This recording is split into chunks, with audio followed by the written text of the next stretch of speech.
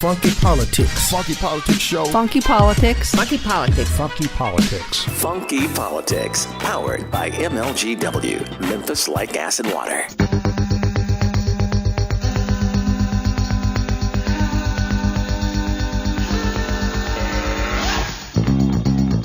Bass.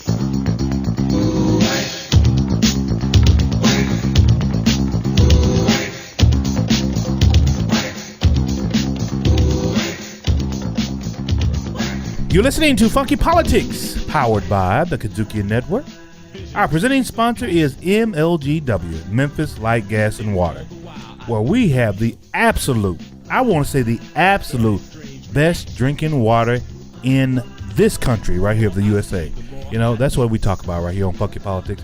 I am DC, one of the wonderful hosts of this wonderful program, and I'm sitting in right here next to my co-host, Doc Ward. Doc, how are you, sir? I'm something like a phenomenon. Funky Politics is the show I'm on. Real Right and Funk is my show's platform. You can't contain us because we're fully grown. Wow. Grown, man. Because it's cutting its own like Donkey Kong. Oh, God, not Donkey Kong. You crazy, man. You're out of here. Speaking of which, What you got? I'm going to no-look past this over to my co-host, my lovely co-host, LT, lovely LaTanya. Thank you. Hey, how's it going, guys? What's up, LaTanya Robinson? How you doing? Just glad to be here in the presence of excellence tonight. Well, I thank you for that. And then DC's here, too. You know, I disdain this show. But anyway, you know what? I tell you what. You know, Funky Politics has been around for some time. We always like to keep it real right, and we always like to keep it fresh and funky here on this show. And you know what, man? Speaking of funky and fresh, I don't know if he's fresh or not. This guy sat in the Oval Office so much, he's creating a stink bug up there, man. Who's that? The president? Colt 45. No, he's not creating a stink, but folks just leaving. Oh, yeah. It was somebody's kind of funked up the room, and I think, did somebody do something? Well, no, but one thing about it, though, I hear right now that he is absolutely S to the I to the C to the K because he's lost hope. Couldn't keep hope alive. Couldn't keep hope alive. Hope Hicks go. Hope Hicks got you sick. Now you gotta leave because she's leaving. Well, she's the one that said. She said, "Look, I'm not gonna even lie to y'all because I've done it enough. No, I'm not gonna even lie to y'all. I told white lies for the president." And my question is this: you know, when she was first put into office, first assumed office, was appointed to office, everyone talked about what a great press secretary she was. Yeah.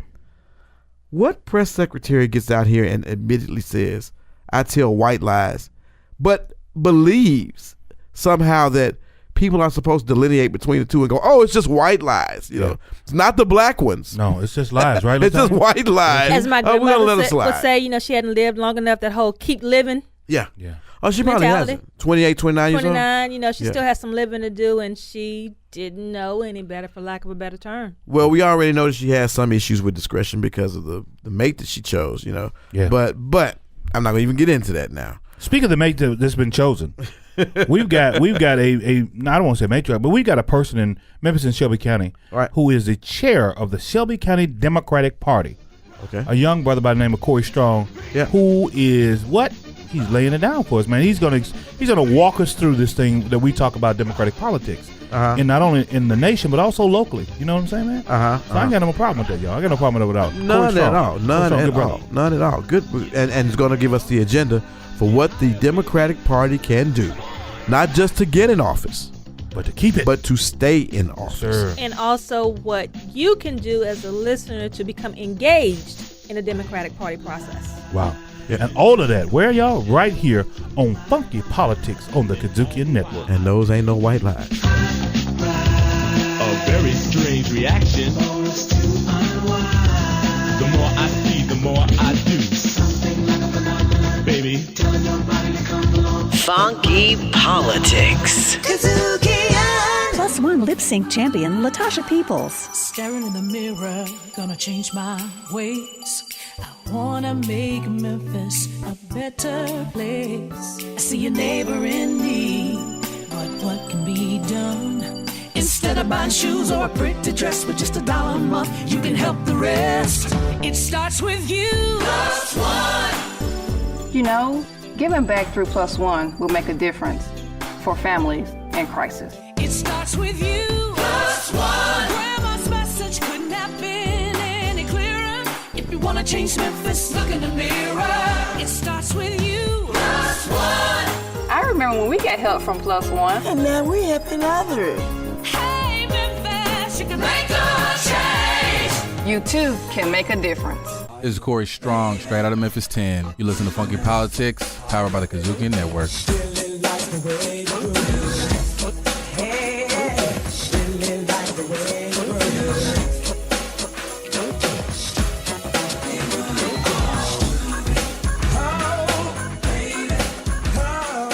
You're listening to Funky Politics, powered by the KUDZUKIAN Network.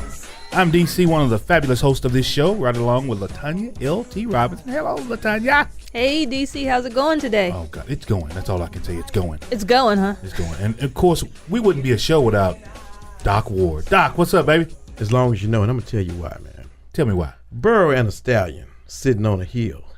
The stallion said, I can run circles around you, leave you standing still. You don't stand a chance because I was born to run and fly. I'll be out ahead and finished before you get to try. The burro said, impressive. Seems you're built for speed. But after the race is over, are you prepared to lead? Are you prepared to carry the burdens and solve the problems or feed the need?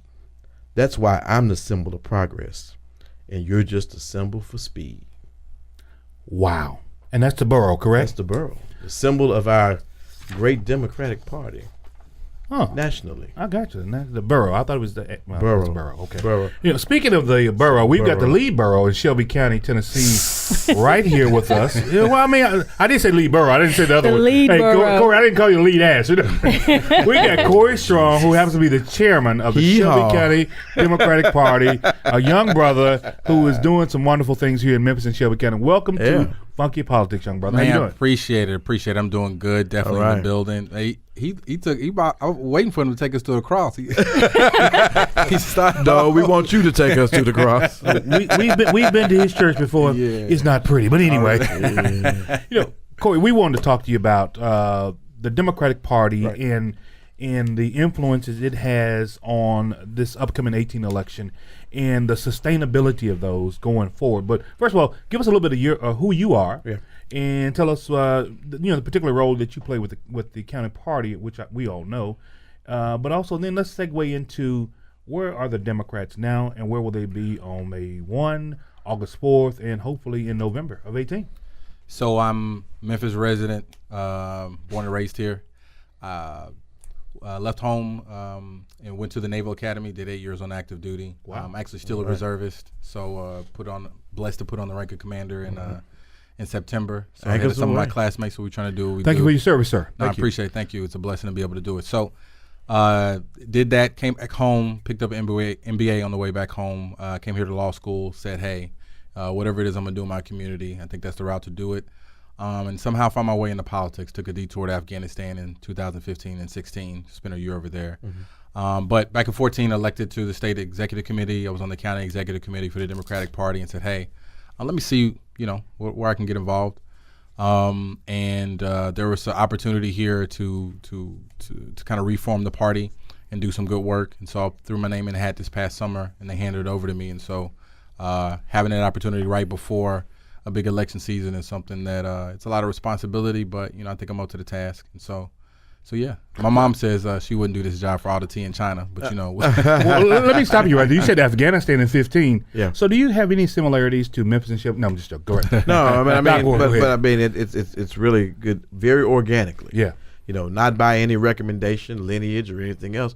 You just wanted to volunteer. You just wanted to be a part. And now you're on the cusp of being part of something really special, perhaps, in the upcoming elections. That's the word. I'm not going to say. I mean, there may be some Republicans listening. Well, I'm hopeful that he'll be successful as well as some Republicans. Where there you go. But looking at it this way, it seems like the agenda or the opportunity has been just dropped and continues to be dropped in the lap of the Democratic Party. Every week there's something new. Yeah. If there's not a cabinet member or a staff member of the Trump organization that's leaving, if there's not an initiative or a law that's coming about that people are determining is not meeting the needs of citizens, if there's not a controversy that's coming out that the Republicans are on the wrong side of, most recently the issue with gun control, it seems like this nation is begging right now for Democrats to lead.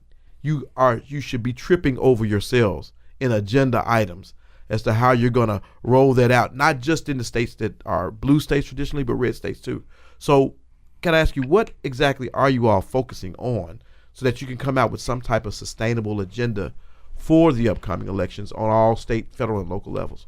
So a couple things. First, at the national level, yeah, you're right. People are tripping over to hand it to Democrats. And I'll be honest, I've had the conversations with the national.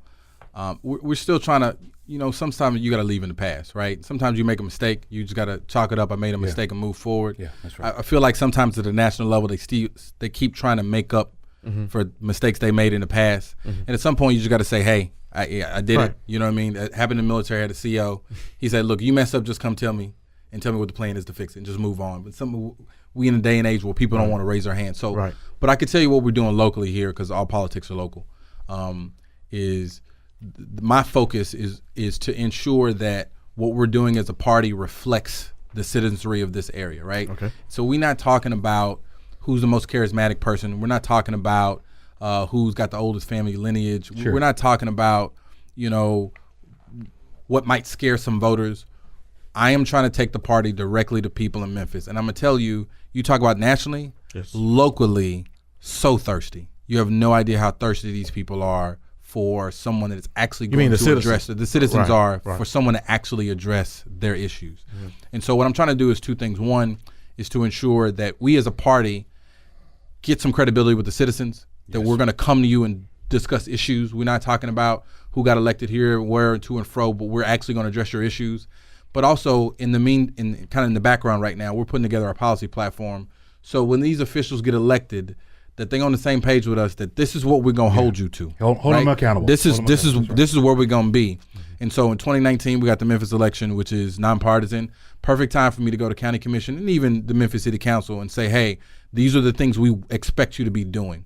And I want to set that framework up so that when we get down the line a little bit further and a little bit here, that we know that there is someone that's responsible for the accountability. I think the party's lost that. They just do the elections. We have a little celebration, drink a little champagne, move on, as opposed to being there in the forefront of people's issues. And if we do that, people will respond and we'll be able to answer that call. Gotcha. You're listening to Funky Politics here on the KUDZUKIAN Network. So, Corey, I think that brings up a good point. You talked about the people's issues and their concerns and things like that. I vote based on what's happening in my house, right? And I want to know that there's someone out there working on the things that are important for me. So what are the constituents telling you that's needed in the party for them to feel like they're a part of it and that they have a voice? So I can't summarize everything everywhere, but I can say three things that I've seen consistently. Jobs, healthcare, education. You talked about your household, you go to work, your kids go to school, and you try to stay healthy in doing those two things. Those are the things that are most important to people right now that I've seen most consistently on campaign literature, that are the big issues that people discuss. Yeah, guns come up, but it's not a one vote issue. Sure. There's some other things that come up, but those are really the big three. And when healthcare costs are skyrocketing, whether it's education being provided in an appropriate level at the K through 12 level, or people being able to afford it at the college level, and when there's clearly a move for our government, really for my entire lifetime, to move all of our ducks in the basket of private industry. Labor unions are being eviscerated, particularly in the South where we're right to work. Sure. And there literally seems to be no desire when we were our greatest country and our greatest generation, where we said we're going to all put our money together in taxes and we're going to sow it into people to make the country better. We're going to invest in roads. We're going to invest in education, land grant colleges. We're going to invest in our farmers. We're going to invest in those networks. We said we're going to put our money together, and that's the best place to invest is in ourselves. And at some point we decided the best place to invest it is with people who already got money. And so when you look at those three things, people have a government and really a society that's kind of turned their back on them. And so turning and going back to people and investing in them is a kind of a common theme in all three of those. Now, let me bring you some. I want to go a little bit nationally, but the national politics has a lot of direct effect on the local. So what about those parties out there, those folks out there that says that, is the party caving on DACA? Has the party did it cave on the tax reform piece? We know, or better yet, I mean, Well, interrupt you, go ahead, please. but what is the actual stance? Well, I mean, that that's they what I'm going, are yeah. taking, you know, Yeah, because I'm we hearing know a whole lot. Yeah, You're because right. we know that the Democratic Party spends a lot of time talking about what the president is not doing or how inefficient it is. But what is the actual position that they're taking in counter? They're suffering from the same problem that the Republicans had when Barack Obama was the president. Exactly. It's easy to say that this doesn't work and that doesn't work. Exactly. But Talking what against what is the the president plan that you have? So going forward, Right. we know that there is a plan for DACA. Number one, we heard, but now we'd like to see it. And our constituents in Memphis and Shelby County, and not only here, but also the same thing that happens to those folks who are dreamers and DACA folks. It affects people in Birmingham. It affects people in Chicago. So what is the national party seeing about where do we go next with DACA that you've talked about? They don't have a clear God. direction. That's just the reality. I'm not, and I mean, and you can't make this stuff up, folks. You can't make it up. And I mean, here's the thing. Yeah. There's clearly it's the same thing that happened when Barack Obama was elected. There is a fight over who controls conservative values. Right. And that fight never was resolved, and that's why you got 45, right? Like that's just the reality. Colt 45 is what we call them here. So I wouldn't even give them that. them. I like to drink Colt 45, so I don't know if I'm giving that. Wow. But it's cheap. Y'all like that high grade. I think I'll take them all liquor. you are a mentee of Billy D. Williams. Let me tell you, sir, it's a good drink. I'll tell you that from my days out there. So we're having the same. We're having the same kind of existential crisis on which direction we're going to go, and unfortunately, the people that fund the party don't necessarily want the things or are willing to support the things that a lot of the citizens want. And so the party's going to have to make a decision. Are we going to go with the voters or are we going to go with the money? Yeah. And at least at the local level, as I talk to a lot of people locally, a lot of people that are winning those elections, a lot of people that are in those Democratic strong bases, particularly in the South, they're saying we're going to be with the people. And so I think you see that drawn out. But then you see blips like what's going on in the primary in Houston, where there's an infight between the party and the progressive candidate and the other candidate, and et cetera, et cetera. So that happens, right? That's happening. But I think overwhelmingly at local political elections, you see these Jackson, Birmingham, Atlanta, New Orleans. Like you see it, Charlotte. Like you see it. And so at some point, when the national party comes to those areas for those federal candidates that are running those areas or those local Democratic parties, hey, you know what I mean? So, yeah. But even in cities you're listening to Funky Politics powered by the KUDZUKIAN Network. But even in cities like Houston, where you have in that particular district, you're not going to lose that district. I mean, there's going to be infighting, but you're not going to lose it to a Republican. But no, you're not. But the trouble with it is the progressives, and then you got this other part of the I think there's certain factions that are going to hurt the Democratic Party. You've still got this Bernie piece that nobody wants to address. You got a lot of butt-hurt people out there. I hate to use the term, but they're butt-hurt over the fact that Bernie didn't win. And more importantly, that now they understand empirically that the election or the primary was engineered against him. Well, and that's what they're thinking. So now you've still got a lot of those folks locally here who are they going to stick with the Democratic Party no matter who that Democrat candidate is? So a couple things. Yes, absolutely. I would say, first of all, I was a Bernie supporter in primary, so I would say that straight up. And a lot of people say black people support Bernie, except for when he got the guy elected in Jackson or he got the guy elected in Birmingham. Like, it's a lot of young black folks driving for Bernie because he's talking the same thing we talking, jobs and opportunity, because that's what we need. Like, we can start asking for statues to come down, and that stuff is cute, and we can stop calling me the N-word, that's cute, but I need a job, and I need to provide for my family. And that's the message he was bringing. But what I would say is, I'm not necessarily concerned about that, because if you go to issues that people are concerned and let the voters drive what you're doing, they'll tell you what to say. They'll tell you what to advocate for. They'll tell you what administrative policies and legislative policies to put into play. But when you thinking because you know what's best for other folks, they'll remind you real quick, we ain't gonna vote for you because this is what we want. And I think that's something that the party needs to be very clear on. Is you got to go to the voters and ask them what they want. But along those same lines, going to the voters and give them what they want, can they really fund and sustain the party with their donations? You got your local donations and you have your big dollar donations from the billionaires and stuff. And how do we get the interest of both to converge on what the strategy for the Democratic Party should be? I think it's going to be interesting. I don't necessarily see right now that there's a clear roadmap on how to connect the two. But I will say this. Phil Bredesen just went to his Senate campaign. So he's out in front of Marsha Blackburn right now. And so Tennessee's going from, leans Republican to a toss-up state because of him and his lead. He's coming out with a hashtag right now, 5 for Phil. So if you see an affluent politician who's clearly going to get big dollars to come in, taking that posture of my initial fundraising push is 5 for Phil, hashtag 5 for Phil Bredesen, $5. $5. Right? And Phil's centering that around policies. Barack Obama, look, you can't use him as an example of how to run elections. Yeah, he went and people were inspired by hope. You're going to have to drill that down to something that's actually palatable to people. And I think the candidates are getting the message. Even if the party's not getting, the candidates are getting the message of, I have to give something that people can digest. And they can digest it, they'll give me a little money to help me get across the finish line. So I think you see the smart, savvy policy, and there's a lot of DC consultants that are helping them out. They're saying do both, right? So he's making those pitches, but he's also appealing to the average man. And I think candidates getting that and driving the policy is going to be help really move us in that direction. Sure. You are listening to Funky Politics, powered by the KUDZUKIAN Network.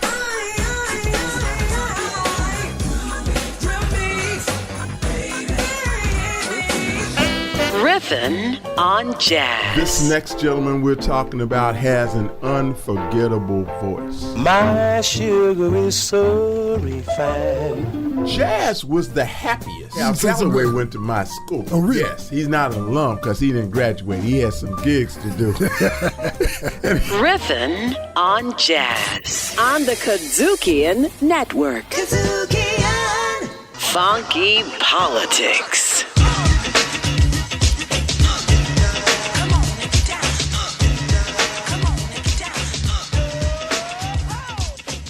You're listening to Funky Politics, powered by the KUDZUKIAN Network. I'm DC, one of the hosts of this wonderful show.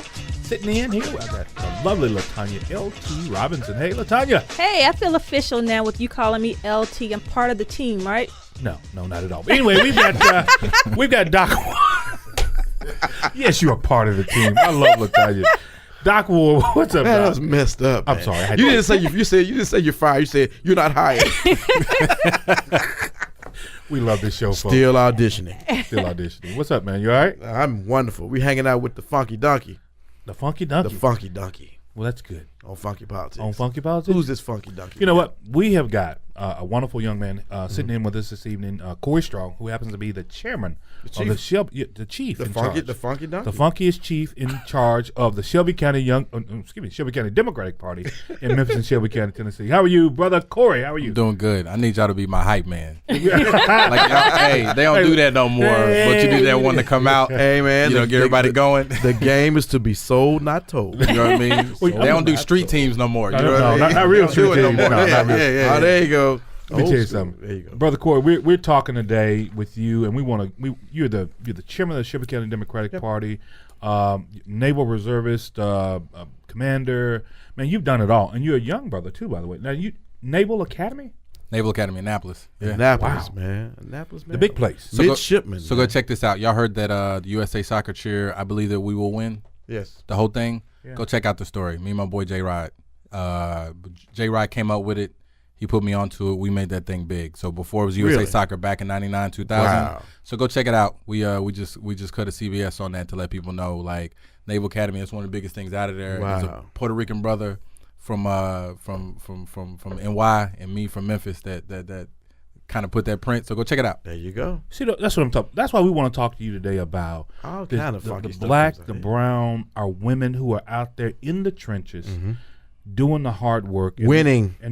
Yeah, they are winning. All they do is win. Win. All they do is win. And we want to talk to you a little bit about that right now, about the I guess the affects of the winning. And we've seen Keisha in Atlanta. We've seen Chuckway down in Jackson. We've seen a young lady in New Orleans. We've seen Latoya Campbell. Exactly. Or how do we sustain that? Cantrell, excuse me. Cantrell, yeah. How do we sustain it? How do we go for it? How do we get more of those folks, the black and brown and the women, in these offices? So I think there's two roles to it, right? There's two pieces.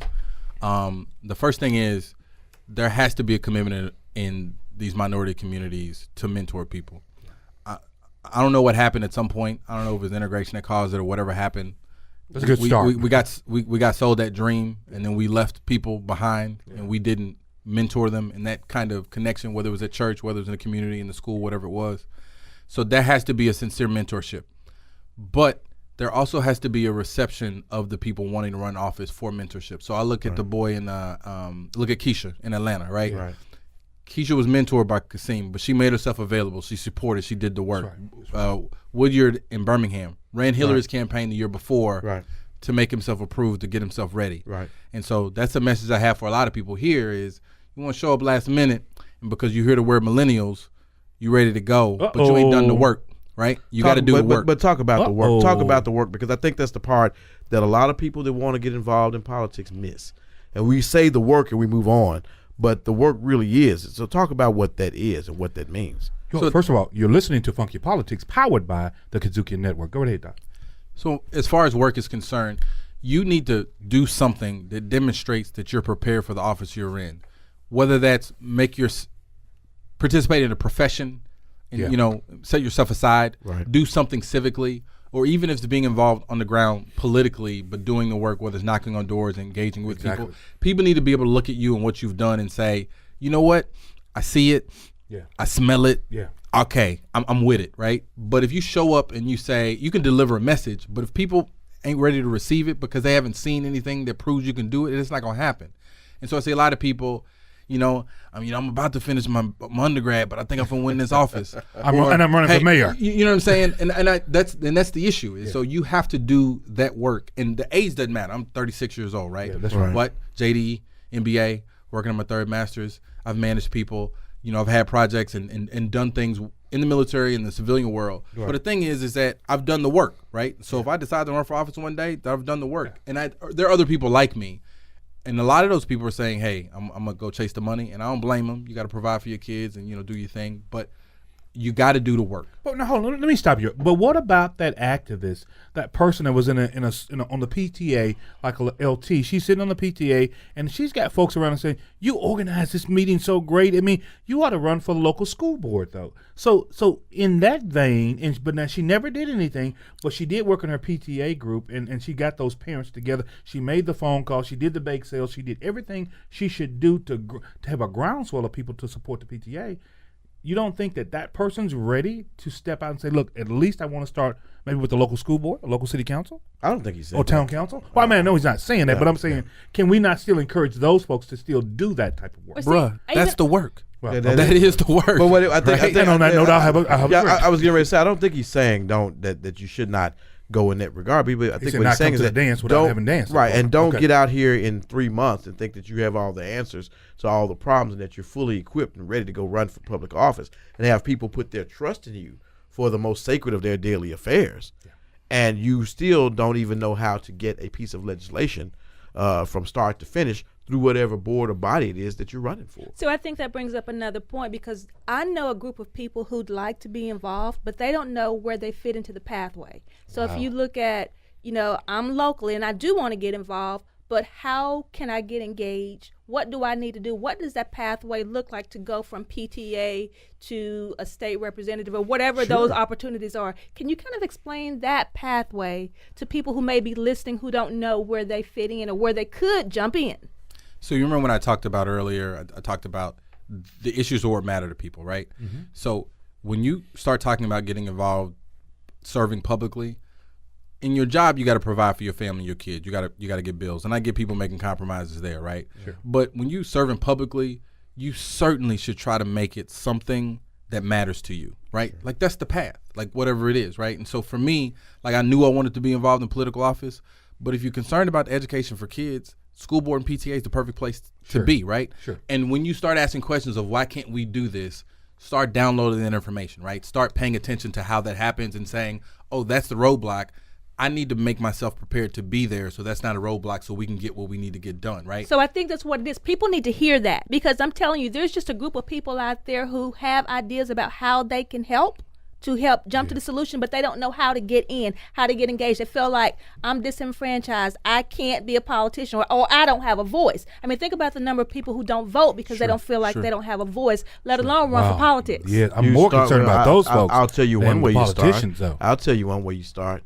You start by just going to a Republican or Democratic Party or Republican Party meeting and finding out what, that party, as a political party, what their position is on these issues, and you start affecting policy on the party level. But what about those folks that don't know they're Democrat or Republican? They know that they want to help in the community. That's so right. 100%. So first of all, hey, you can plug people to come to the meeting all day. I'll take anybody. So keep their plug up. Come to the local Democratic Party meetings. But I will tell you some of the people. So an issue that's going on here locally is Memphis has some of the best water in the world, artesian water, right? Hey, the artesian wells. MLG&W takes care of us here, buddy. Yeah, we took a little. We taking some of it's in Mississippi, but it's artesian wells under the city, right? And so, so have folks from Mississippi, man. So the fact is that the TVA, in order to cool some of their plants, says they want to tap into the same water we're drinking on. There's pollution issues with that, right? So people get involved in that issue because they want clean water, and they realize there's some roadblocks here locally. There's some people giving out something and allowing certain things to pass to allow them to do that, and then they find their ways to the Democratic Party meeting because the issue that they're concerned about drives them there. So whatever's important to you, whether it's you, your kids, your community, education, whatever it is, be there. Understand that issue. Be present there. And then the path will make its way, right? Like, I'm a smart dude, so I'm a little nerdy dude, so I got right, and I want to know all about the politics when I got started. But there's a lot of people that are making real big waves and doing real big things on the activist tip because they care about one particular issue, and it gets them to the table. You're listening to Funky Politics, powered by the KUDZUKIAN Network. Hold on, I want to follow back up on TVA. So the people who are aghast at what's happening with TVA and they're tapping into the aquifer, so you think they would pretty much go toward the Democratic Party because of some of the environmental concerns that the Democrats on a national level have had versus going to the Republican Party, where they see the party as being one that's anti-environment? Is that one of the reasons you think from a national perspective? Potentially. What I would say is this. We have a growing, just like on the religious, a lot of people are not identifying as religious. We also have a continually growing amount of independent voters, right? Sure. When I went to that first TVA meeting here where they were calling them the task, if I looked at the people in that crowd, I would say that's a pretty independent group. There are people, I'm sure, that have voted Republican pretty frequently who are in that group that are concerned about having clean water. A lot of mothers, a lot of older people, a lot of families, right? And so what I would say is, if the Democratic Party shows strength in those areas, you can pull in people and voters, particularly at the local level, if you're going to do something about something that is important to someone. So I would say, yes, there is a path to bring some of those a lot of those independent voters and even some Republican voters in if you are present on an issue that matters to people. And so, there's a path for that. But I think that independent voting block is who decides the president every year. And frankly speaking, although people call themselves Democrats or Republicans, a lot of independent voters here locally in Memphis and Shelby County, and it's conveying to those people the stuff that matters to you. That's where I'm at. So people are taking their politics now more a la carte than they are trying to subscribe to any particular party. People taking everything a la carte. Yeah, it's like there may be music, they food, especially food. So, but then bring up food. Being the chair of a party that usually has sort of a rigid prescription of what it's about and what it's for, how do you modulate that for the a la carte political society now in order to keep them motivated enough to support you or to vote at all or to participate in the political process at all? So all politics are local, yes, including those conversations where it's executed. So if I go talk to LT about something and we rapping, and she said, you talk to someone that's done multi-level marketing, how they can pivot anything you say into buying their product. Yes, that's true. It really ain't much different. Right. You know what I mean? Right. I'm not to give, all right. So are you saying you have to do more hustling on people? You got to hustle. Okay. But hustle in a positive way. So if I'm talking to LT about something and it's something that matters to her, there are a lot of people right now that are voters that are one issue voters, and it's finding out what that issue is and connecting with them. But you're right. Like, people are taking things a la carte, but you got to be there to have the conversation. That's the most important thing. A billboard ain't going to do it. A radio ad ain't going to do it.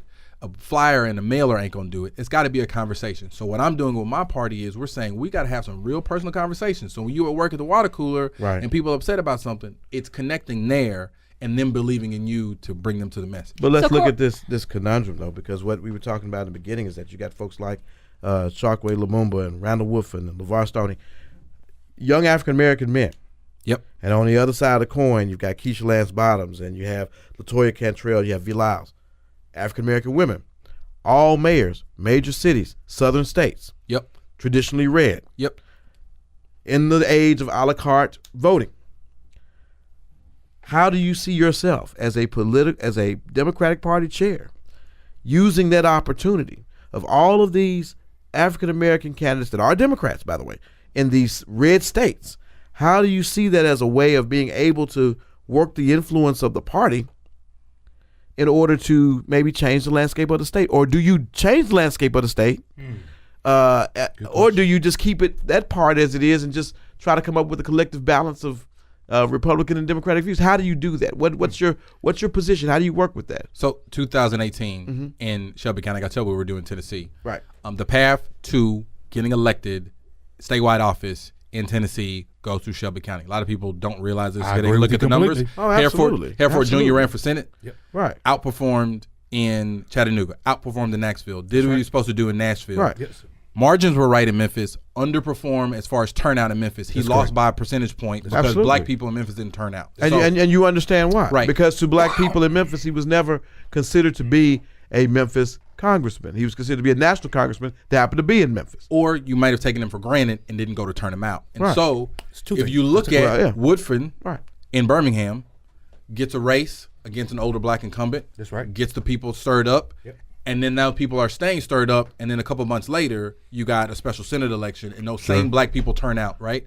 So Like say that's the path. a Doug Jones or something. Right. So for Doug Jones. So Right. Woodford being there and being active and having a good election for the mayoral race in Birmingham, activating those things. And then a couple months later, like, oh, we just did this, let's do it again, as opposed to we going to wait the 4 years to bring it back. We made it like happen. That's the thing. Yeah. And so there's a path in all these states, particularly in the South. People don't understand that the southern states have larger percentages of black people. That's correct. Right. So if you go through these chocolate cities and make that happen, it can work.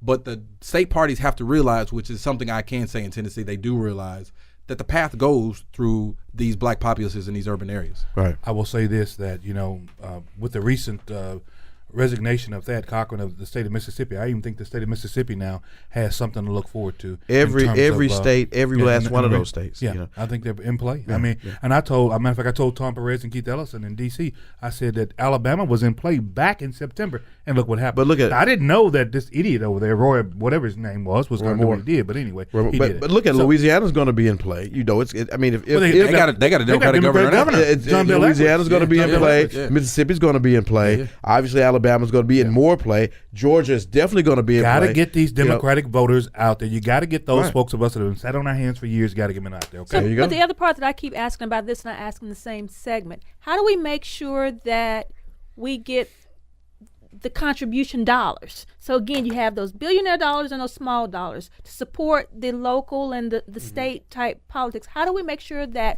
we have the same political engine, buying power, that the Republican Party has? So what I would say there, we aren't always going to be able to do it with the same dollars, but it doesn't necessarily always require it. So if you look at the Birmingham bus boycott, we didn't have enough money to drive people around. Oh, you so didn't? we did ride share. Some of us had to walk. We did some sacrifices. One of the things we're going to do here for the election that we have coming up in August is the first day we go to vote, it's going to be a family reunion. So everybody coming to my parents' house, we doing a fish fry, and we're going to get everybody to the polls. Right. So I think it has to be a communal to the thing. polls. And so it can't just necessarily be. But what I would say is this. You can't hit people up for $500. You know what I'm saying? So if I come and say, hey, let me hold 5, let me hold 10 here, but you can't ask them that question if you're not delivering something of value to them. But yeah, following that Barack Obama mountain, and like I said, a lot of candidates are doing that, and I think that'll work.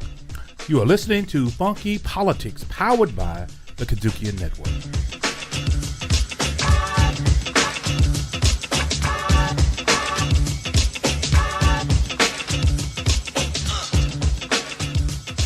Funky Politics. The off-year electorate, the midterm electorates, are older, less diverse, more conservative. You have two electorates fighting for the future of this country. And what I'd say to your viewers and people listening in is, you know what? You got to stop that older, less diverse electorate from funkying around with your future. Funking up your airwaves and jamming the good information in your ear. Once again, it's Funky Politics. Funky Politics. KUDZUKIAN. R&R on sports. Artivism. Best in blue. Funky Politics. Blues in the basement. Neighborhood Connect. Riffin' on jazz. On the KUDZUKIAN Network.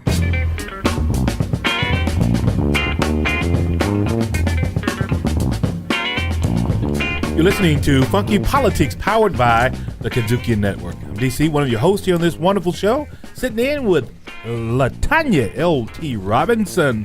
Hey, LaTanya, how are you? I'm good. You know what? I'm What? just off a trip to Stuttgart from the weekend, and we had a wonderful Just off a trip from Stuttgart. Is that a trip or is that just a road? Anyway, did you even leave the house?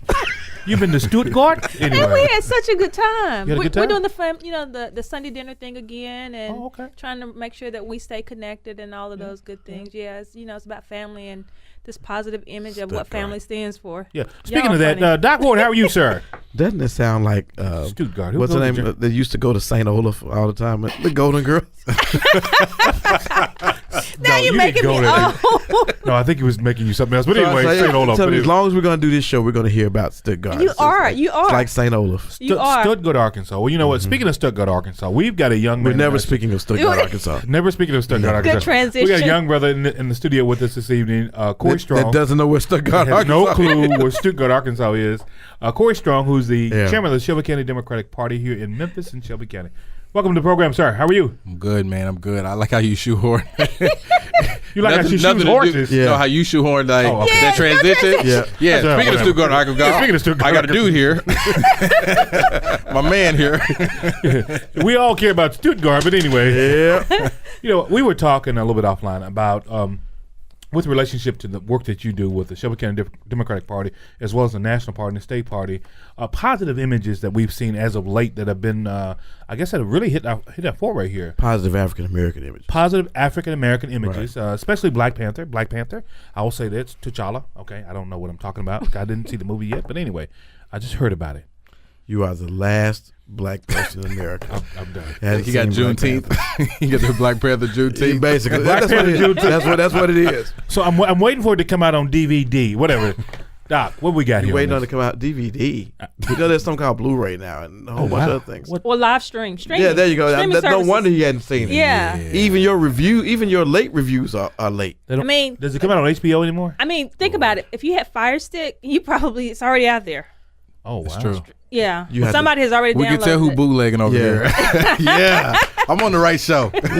What's a Fire Stick? But anyway, Doc, you were talking about. I was getting ready to say. You're talking a little bit about those positive black images we see worldwide. That's right. Absolutely. And because one thing we were talking about before, you were saying how getting rid of some of the old vestiges of Confederacy and everything, how important that is. Regardless of, what it may mean in the long run. It's important that we eliminate a lot of those so that other images can come through.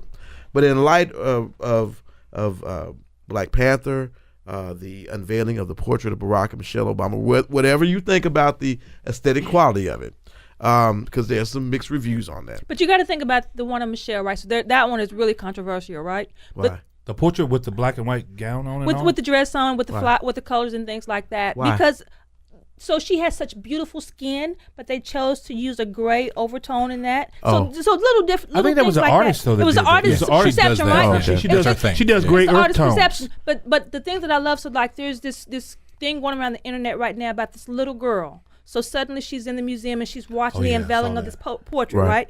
And she's up and she's just awestruck at seeing the first lady looking royal and regal, and what that means for her to visualize herself and what her future could be. So I think all of these things tie in. Exactly. That's a big word. Awestruck out of Stuttgart. You're listening to Funky Politics, powered by the KUDZUKIAN Network. But that's the thing we're talking about when you have so many positive images now of African Americans after you had this. But not now, but forever. You've had them, but you forever. don't. Yeah, but they haven't come along so frequently, and they haven't been, as they have now, and not to the grand level. Because when you talk about a movie like Black Panther, and I've told this to someone before, this is the Shaft of our time. I don't know how many Academy Awards it's going to win or may not win. It's really not designed to be sort of that Academy Award-y type movie. But there's not a person that's probably the age of 45 and up that does not know what Shaft was. Or know who John Shaft was, because of what he represented in terms of the type of character he was, the type of detective he was, what he did. It was a higher level. And as we go forward, celebrating diversity all the day long in this cultural war society, particularly from a Democratic side, because they are the more inclusive party, or you strive to be.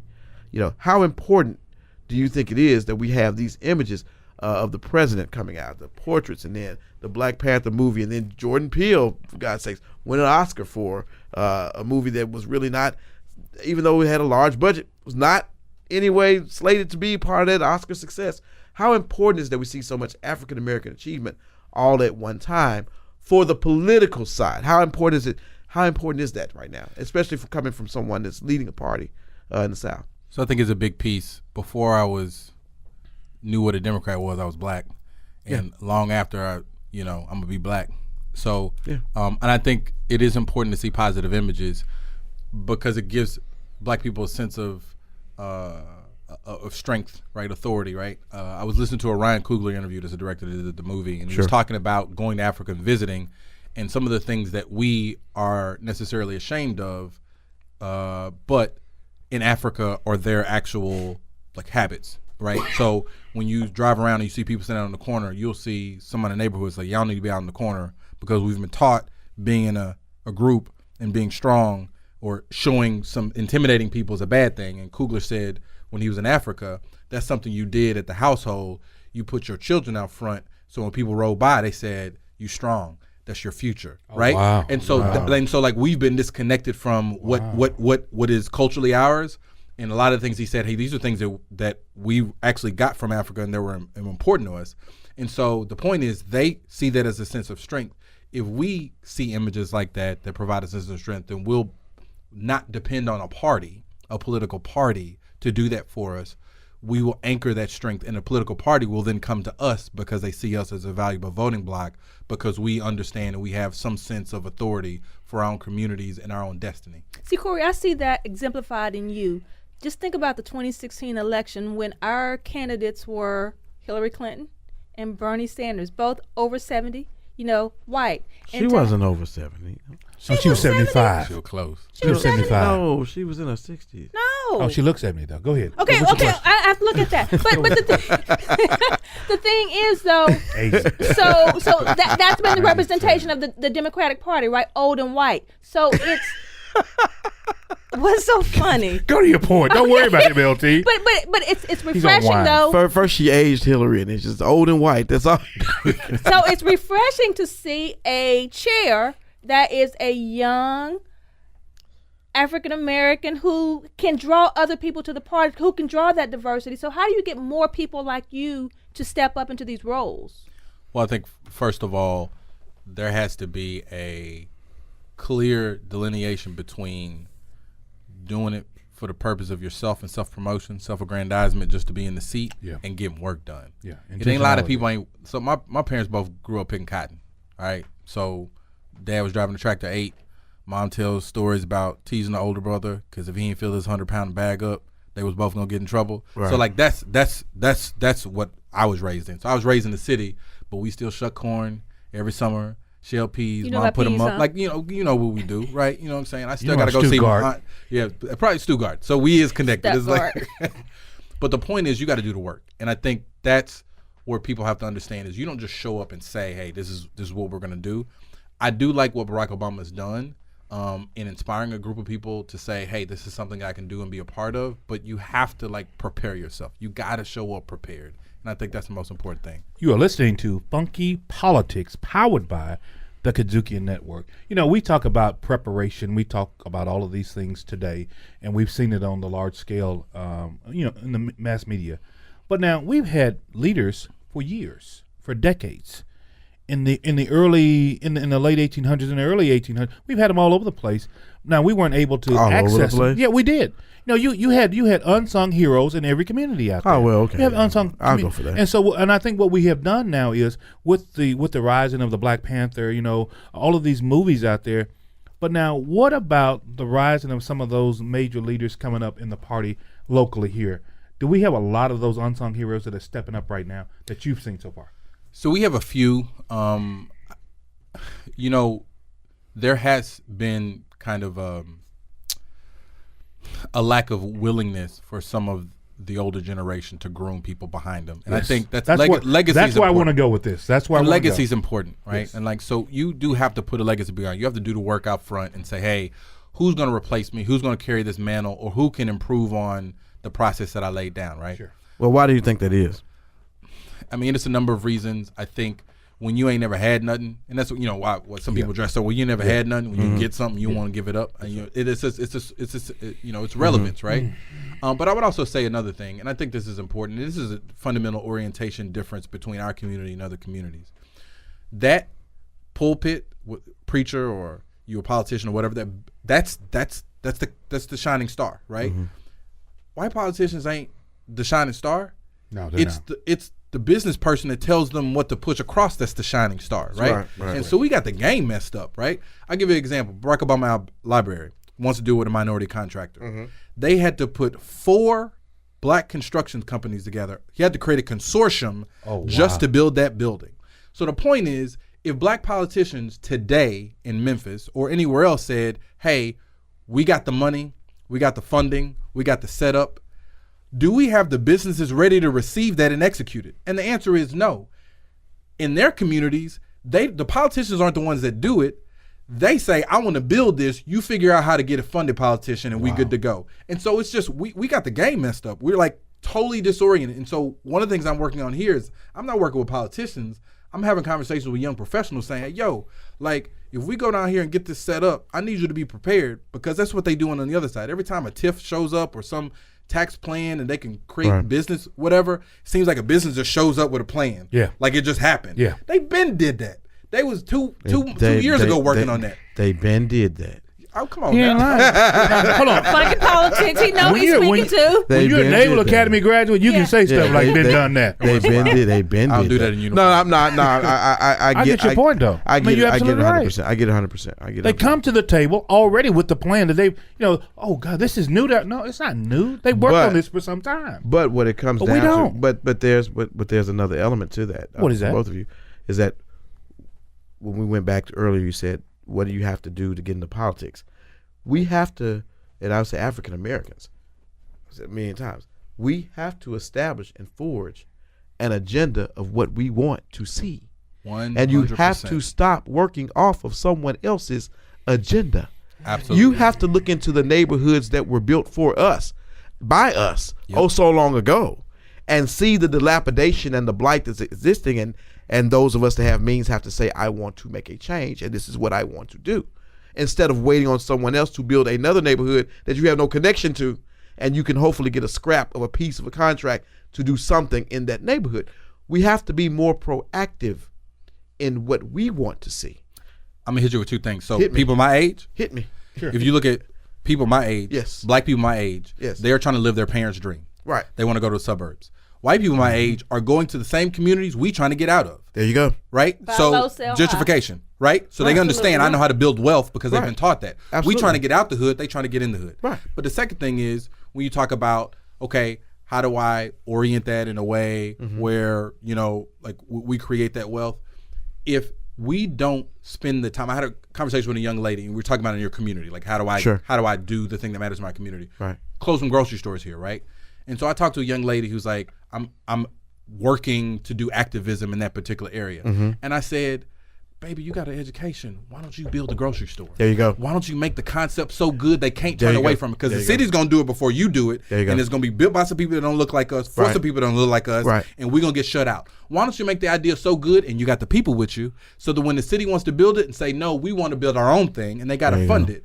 You too smart for that, baby. And so she gets it. And she's like, I don't know. And I said, I promise you, if you do that, no one's ever. Have you ever seen anybody do it? Nope. Would it help your community? Yeah. Wow. Then that's where you need to be. Right. And but the reality of that is that same woman who has that dream and that desire doesn't know how she's going to get the funding. And so it's helping to bring all of those things together. She can have the greatest business plan in the world, but if she doesn't have the financial backing, it doesn't become a reality. So how do we help with that, with the contracts and things like that? Now that is something I agree with. Okay. But I think there's enough of us that have the. There you go. I know some contract lawyers. There you go. Like if Barack Obama could put a consortium together to build his library, we can build a grocery store. Now is the time for the shameless plug. We know it's Marcus D. Ward PLLC, my law firm. That's what we do all day, but that's what other people also do all day. But the bottom line, I've said this on the show 1,000,001 times. Did you say shameless plug? Yeah, we ain't shameless. I want you to come do our business. We put people in business, and we help people to get money. There's money all over the place, federal, state, and local, and otherwise. But we have to, by all means, as African Americans, we have to fool with each other. And we've got to fool with each other. We got to fool with each other. We got to be in connection with each other, and it's got to be intentional. And it's got to be intentional that's the word, because guess what? And I'll say it before I say it again, because there are people out here that are trying to get you out of business because you're African American. Absolutely. So we've got to make sure that we are always connected to each other in a funky kind of way. I hear you. Give you the last word there, Mr. Chairman. Where can they go to get any information here from a local to a national to a state perspective on what the Democrats are doing around the country? So DNC.org for the Democratic Party at the national level. At the local level here in the Memphis, Tennessee, Shelby County area, go to ShelbyDem.org. We're on Facebook. We're on Twitter. You hit us up there. And the last plug I tell for people in this election season 2018, it's not going to get done unless we do it. Voting's not a solo sport. It's a team sport, right? And so most of us.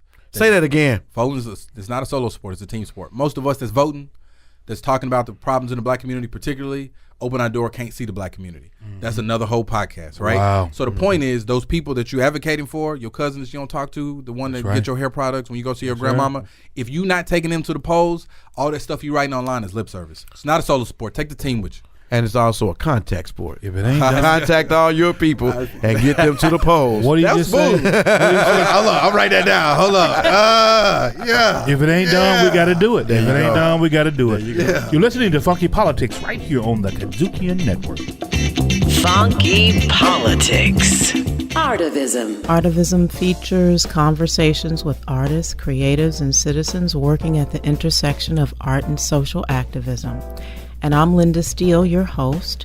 I'm a grant maker, change maker, social venture capitalist, and I invest in individuals and projects that use the arts as a vehicle for social change. Artivism on the KUDZUKIAN Network. KUDZUKIAN!